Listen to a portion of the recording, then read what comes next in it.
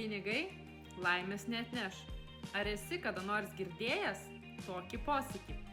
Aš esu girdėjusi mažiausiai 1000 kartų, bet jeigu gerai pagalvosim, tai kokia čia nesąmonė. Toks vaizdas, kad buvimas neturtingu padarytų tave laimingu. Na, nežinau kaip tu, bet aš visiškai nesutinku.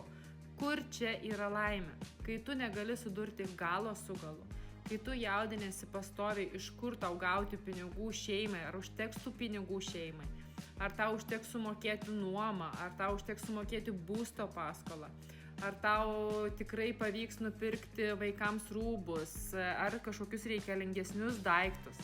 Ir čia yra laimė? Pinigai galbūt laimės neatneš, bet turint pinigų tikrai galime turėti mažiau streso savo gyvenime. O mano nuomonė, jei turi mažiau streso, tai ir laimės daugiau. Jeigu ir tu norėtum sužinoti, kaip uždirbti papildomas pajamas ir sukurti savo finansinę laisvę, susisiek su manimi ir parašyk man asmeniškai.